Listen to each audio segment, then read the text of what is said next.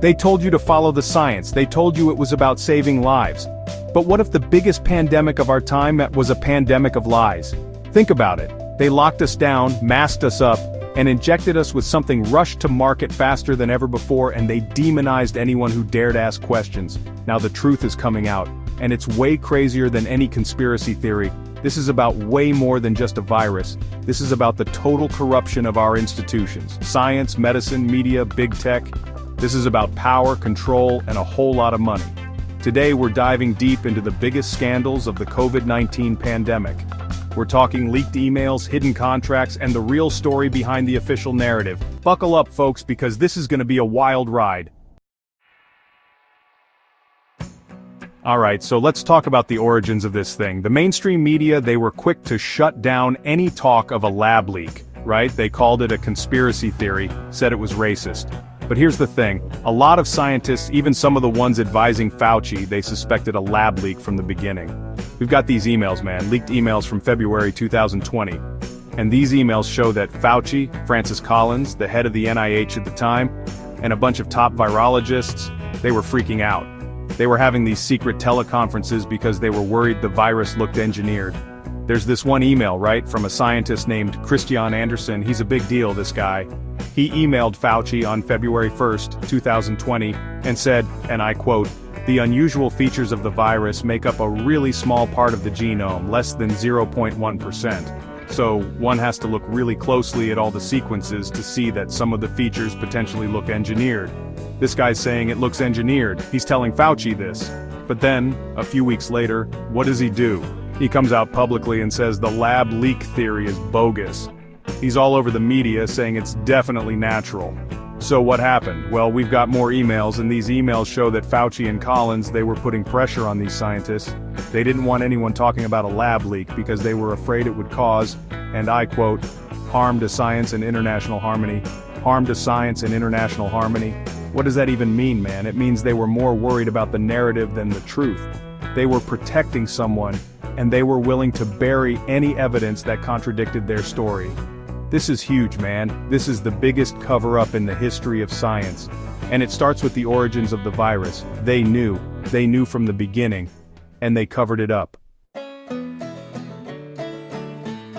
So, they're covering up the origins of the virus, right? But it gets worse. They also went after anyone who questioned the official narrative, anyone who dared to suggest that maybe lockdowns weren't the answer, that maybe there were other ways to deal with this thing. There's this document, the Great Barrington Declaration. It was written by three very respected epidemiologists, Dr. Martin Kulldorff from Harvard, Dr. Sunetra Gupta from Oxford, and Dr. Jay Bhattacharya from Stanford. These guys are not fringe lunatics, they're top of their field. And they were saying, look, lockdowns are causing more harm than good. We need to focus on protecting the vulnerable, not shutting down the entire society. Makes sense, right? Well, Francis Collins, the head of the NIH, he didn't like it. He wanted these guys silenced. There's an email October 2020 where he writes to Fauci, and I quote, "There needs to be a quick and devastating published takedown of its premises." A quick and devastating takedown. That's what he called for. And that's exactly what happened. Within days, the mainstream media, they're all over these guys, calling them fringe scientists, accusing them of spreading misinformation. And it wasn't just the media. Big tech got involved too. Facebook, Twitter, they started censoring anyone who shared the Great Barrington Declaration. They put warning labels on it, said it was false information.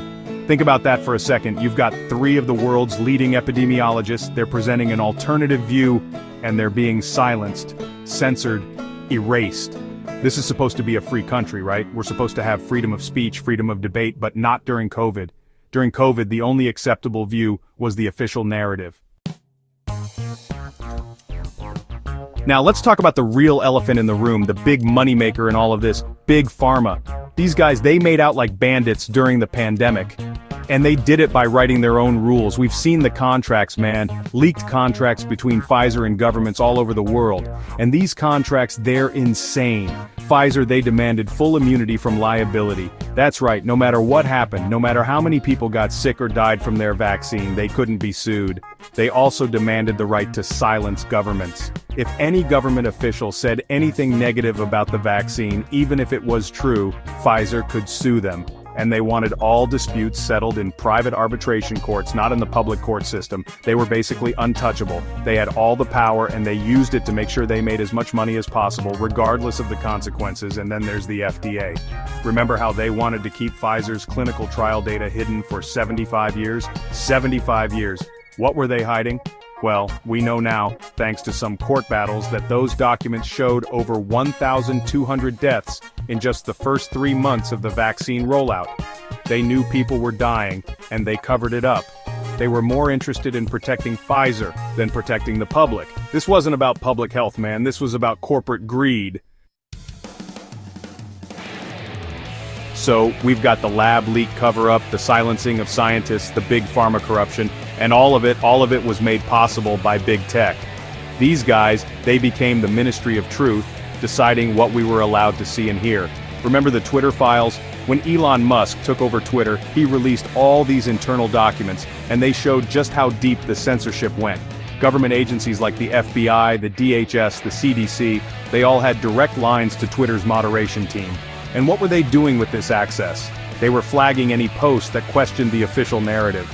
Anything about masks, vaccines, the origins of the virus. If you dared to question anything, you were flagged and censored. And it wasn't just random people being censored. We're talking about scientists, journalists, doctors, people who were experts in their fields. They were all silenced because they didn't toe the line. And here's the kicker, the White House was involved too. They were pressuring big tech to censor people. Even people who were vaccinated but still had questions about mandates and boosters. They wanted total control over the narrative. They wanted to make sure that no one, and I mean no one, heard anything that might challenge their authority. This is scary stuff, man. This is straight out of Orwell. This is the government colluding with big tech to control the flow of information and silence dissent. So there you have it.